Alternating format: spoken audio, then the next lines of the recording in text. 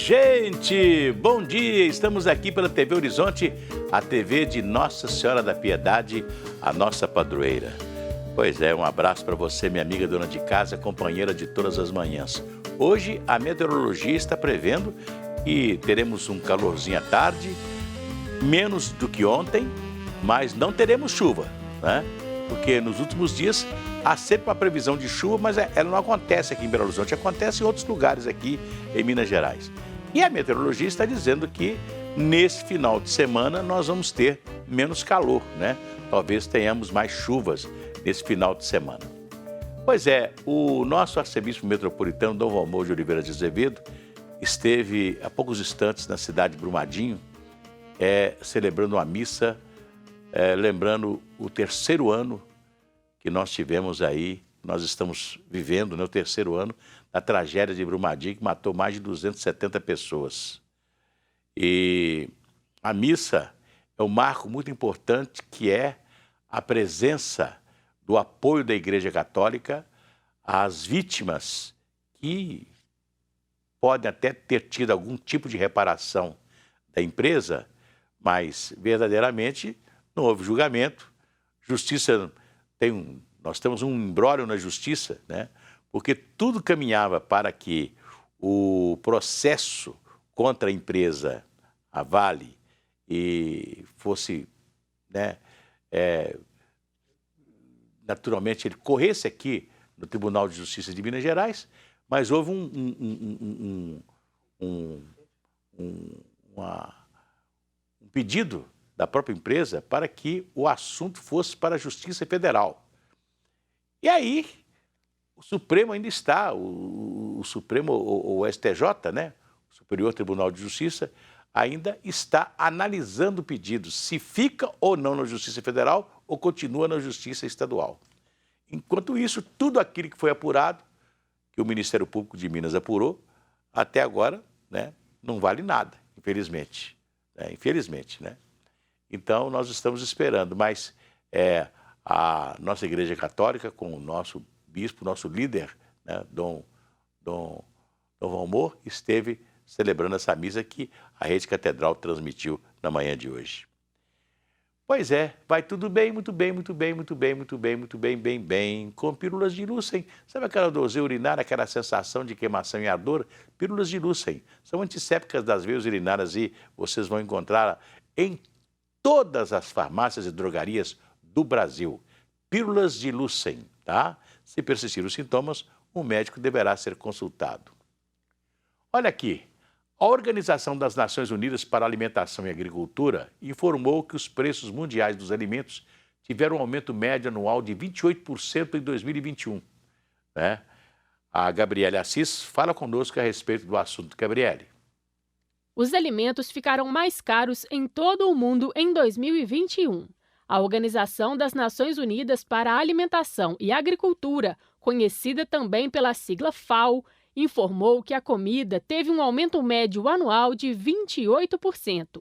Em dezembro, houve ligeira queda de 0,9% em relação a novembro, mas uma alta de 23,1% comparada ao índice de dezembro de 2020. No que diz respeito ao conjunto de 2021, calculando as médias de todo o ano, o índice de preços dos alimentos da FAO foi em média de 125,7 pontos, o que é 28,1% a mais do que no ano anterior. O preço dos cereais atingiu o seu maior nível anual desde 2012 e foi em média 27,2% superior ao de 2020, com um crescimento de 44,1% no caso do milho e 31,3% para o trigo. O índice de preços do arroz, por outro lado, caiu 4%. Já o açúcar subiu 29,8% em relação ao ano anterior e chegou ao maior nível desde 2016. As carnes registraram alta de 12,7%. Pois é, o que a FAO, né, que é a Organização das Nações Unidas, está dizendo aí de 28% de aumento em geral, em todo o mundo, no preço dos alimentos, né? Vocês imaginam aqui no Brasil, principalmente na região centro-oeste, né? E não só na centro-oeste, mas também no sul. Porque enquanto nós vivemos aqui com muita chuva, as chuvas que prejudicaram, as chuvas são excelentes para a agricultura, mas só que tem, do jeito que elas vieram nesses últimos tempos, elas trouxeram problemas para a agricultura, principalmente aqui na região metropolitana. Vocês imaginam, por exemplo, o que o rio Paropeba, né? Nós temos ali na região de Brumadinho, né? Nós temos ali muitas hortas que abastecem a Ceasa aqui em Belo Horizonte. Essas hortas acabaram por causa que elas foram tomadas pelas águas barrentas do rio Paropeba. A mesma coisa aconteceu por onde passa o Rio das Velhas. O Rio das Velhas veio com muito barro, parece até com um resto de mineração, né? Porque eu estive em Sabará e na cidade de Raposos, fiquei impressionado com o barro, com o que sobrou, né, das enchentes naquelas duas cidades. É uma coisa impressionante, impressionante. Então, nós também tivemos aqui, hoje mesmo, eu estava ouvindo o pessoal da Emater dizer o seguinte, que aqui em Minas, principalmente em Minas Gerais, a produção de milho e feijão foi muito prejudicada por causa das chuvas, né? As chuvas foram intensas, muito. E nós estamos aí. Você já viu falar quiabo a R$15 o quilo? Né? Jiló a R$15 o quilo. Uma coisa assim, impressionante. Por quê? Porque não tem no mercado. Quem tem, aumentou o preço absurdamente. Porque não tem mais aquela fartura de quiabo. E olha, a época das chuvas é a época do quiabo em abundância. Né? É o preço. Era para estarmos aqui comprando o quiabo a 80 centavos o quilo, 1,20, 1,50. Estamos comprando a R$15. E o jiló a R$15 também. Todos os outros produtos hortifrutigranjeiros produzidos aqui na região, né, no chamado Cinturão Verde de Minas Gerais, nós estamos pagando um preço absurdo por ele por causa das chuvas intensas. Né? E vamos ter problemas mais tarde com a produção de milho e de feijão, o chamado feijão das águas e o milho também. Né? Quem plantou em outubro, né, tinha um pé de milho melhor, mas depois que você tem uma roça de milho, né, invadida pelas águas da chuva, aí tudo apodrece, né? Então aí você perde a produção. Infelizmente, nós estamos vivendo esse problema. Quer dizer, o problema que a FAO está dizendo de 28%, né, de aumento do preço médio do alimento no mundo, um aumento no mundo, né? Aqui em Minas, na região, né, Bahia, sul da Bahia, etc., que sofremos muito com a chuva, né? Nós estamos pagando caro por isso. E pagando caro também porque seca no sul. O Rio Grande do Sul está vivendo uma seca muito grande, né? E o Rio Grande do Sul é o maior produtor de arroz desse país. Sem chuva, olha agora, né? Sem chuva, você não vai ter uma boa produção de arroz, infelizmente, né?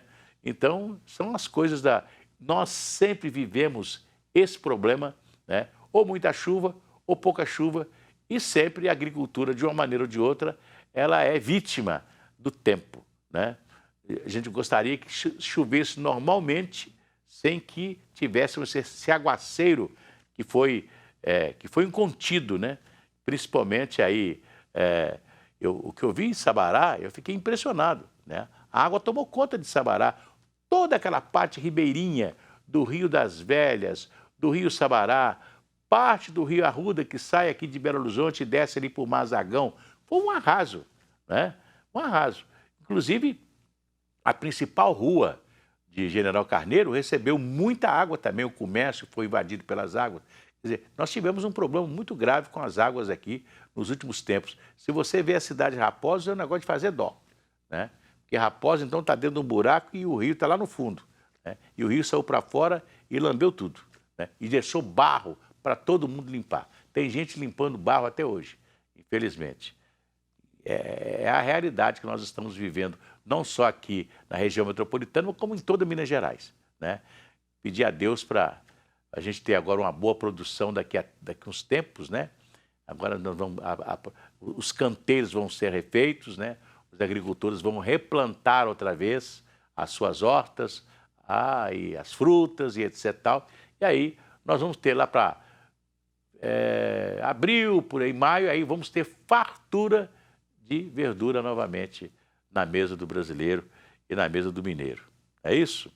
Pois é, o presidente Bolsonaro sancionou ontem a lei do orçamento, o orçamento para esse ano de 2022. O presidente cortou 1 bilhão do Ministério do Trabalho, 802 milhões do Ministério da Educação, manteve 4 bilhões e 300 milhões de reais para as campanhas políticas, para o fundo eleitoral, e 1 bilhão e 700 milhões para reajuste salarial. Então, prestem bem atenção, esse 1 bilhão e 700 milhões era o dinheiro que o presidente necessitava para dar aumento de salário para os policiais federais, a Polícia Federal e a Polícia Rodoviária Federal. Ele queria dar um aumento para essas duas categorias. Houve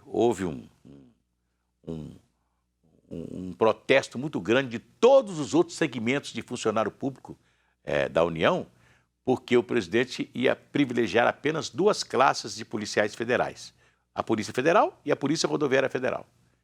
Então, isso desagradou todos os outros segmentos, né?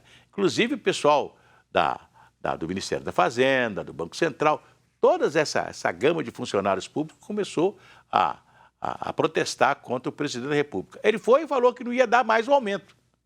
Mas na hora que ele faz a sanção da lei do orçamento de 2022, ele manteve 1 bilhão e 700 milhões para reajuste salarial. Ou seja, ele pode ter falado apenas aquilo para tirar os funcionários, né, os outros segmentos do protesto, né, e dar uma baixada nas coisas, mas só que tem que agora ele voltou ao sancionar o projeto de orçamento, ele vai simplesmente mantendo 1 bilhão e 700 milhões para aumento salarial, que deve ser o aumento das polícias federais. Vou cantar aquela musiquinha. Se a criança acordou, dorme, dorme, menina, tudo calmo ficou, mamãe tem. Auricedina é um analgésico antisséptico de uso local para adultos e crianças. Todo mundo sabe, dor de ouvido, auricedina. Se persistir os sintomas, o médico deverá ser consultado. Olha, com ferramentas de jardinagem e muita imaginação, o artista Derek Jung faz das faixas de areia das praias de Hong Kong uma verdadeira tela em branco para suas criações. Para ele, a arte é refúgio contra as confusões da vida cotidiana e uma defesa contra as invasões urbanas. Quem fala sobre isso é Gabriele Assis. Gabriele. Por mais de uma década, o artista Derek Jung transforma as praias de Hong Kong em verdadeiras obras de arte. As criações são feitas com ferramentas caseiras, como uma vassoura de jardim, e usam a faixa de areia como tela. Sempre uso uma câmera ou um drone para registrar meus desenhos, já que os drones estão mais acessíveis agora. A maré irá limpar a minha criação depois. É uma pena? Não acho. É natural. A maré alta e a maré baixa fazem parte da natureza. Geralmente, as praias escolhidas são localizadas longe da confusão das áreas urbanas do país. Algumas ficam a mais de 1 hora de caminhada.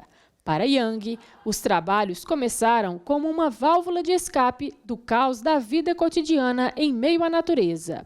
Após as recentes políticas de desenvolvimento de Hong Kong, com a possível criação de ilhas artificiais, ele espera que sua arte consiga transmitir uma mensagem ainda mais importante: proteger a natureza das intervenções urbanas. Pois é uma coisa muito interessante, né? Você usar as praias, né? Lembrar que o nosso padre José de Anchieta usou as praias para escrever lindos poemas, né? Que ficaram guardados na história do início do nosso Brasil, né? O padre José de Anchieta usou as praias inclusive do Espírito Santo, né? Mas uma coisa interessante, você vai em algumas praias do Brasil, por exemplo, no Rio de Janeiro, tem aquelas pessoas que fazem aqueles castelos de areia lindos, né? Maravilhosos, né? Que sobrevivem ali alguns dias enquanto a maré não varre tudo aquilo, né? E eles, como é que eles sobrevivem, né? faz aquele castelo de areia, todo mundo gosta muito de ver o trabalho que eles fazem, eles recebem, todo mundo põe ali um dinheirinho no chapéu dele ali, né? E ele faz, são verdadeiros artistas, né? Que fazem castelos lindos, maravilhosos, com a areia da praia, né? E eu vi isso também no Uruguai, lá em Punta del Este, né? Vários artistas que vão para a praia. Aliás, a praia de Punta del Este é uma coisa interessante, aquele calor tremendo, né? Aquele sol causticante, mas ninguém entra na água. A água é super gelada, porque a água ali do Cone Sul, né? Que vem ali da Antártida, né? Então, aquela água super gelada. Então, você vê a praia cheia de gente, mas quase ninguém dentro da água, né? Só na praia, né? E você vê os artistas de praia lá, vi muito isso, os artistas de praia lá em Punta del Este, no Uruguai. Pois é, o nosso ex-ministro Sérgio Moro pode sofrer uma CPI no Congresso Nacional. O Sérgio Moro, ele é hoje um dos candidatos que depois de Lula e Bolsonaro é o que até agora apresentou melhor performance nas últimas pesquisas que tivemos por aí. Embora ainda não seja, vamos dizer assim, a corrida eleitoral do que nós vamos ter, né? Mas ele já é, vamos dizer assim, o terceiro candidato. A chamada terceira via parece que está muito mais encarnada no Sérgio Moro do que nos outros candidatos, que ainda vão ter que trabalhar muito, como o caso do Dória, como o caso do Ciro Gomes, né? E de outros candidatos que estão por aí, né? O nosso Rodrigo Pacheco, por exemplo, presidente do Congresso Nacional, até agora não se manifestou verdadeiramente se é ou não candidato, né?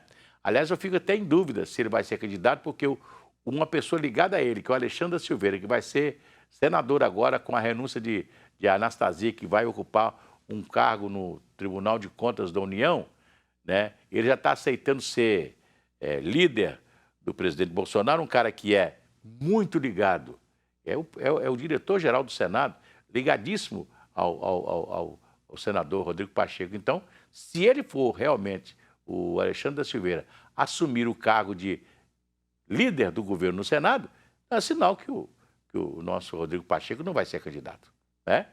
Não vai ser candidato. Mas o Moro pode sofrer uma CPI.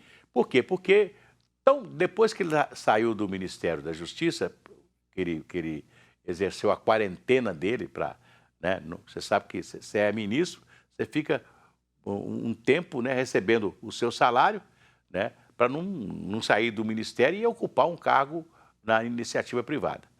E ele foi trabalhar no escritório de advocacia, e que esse escritório tem alguns clientes, como por exemplo a Odebrecht. Então aí eles estão querendo investigar de todo jeito. Já tem lá o Tribunal de Contas, está vendo quanto que ele ganhou. E eles estão agora tentando esmiuçar a vida de Sérgio Moro, porque ele é a terceira via crescente. É a terceira via crescente. Então, todo mundo está apavorado com ele, né? E ele pode crescer mais ainda. Então, vamos martelar o Moro. E aí, vamos criar uma CPI aqui, porque pelo menos durante 2022 tem uma CPI. E a CPI pode ser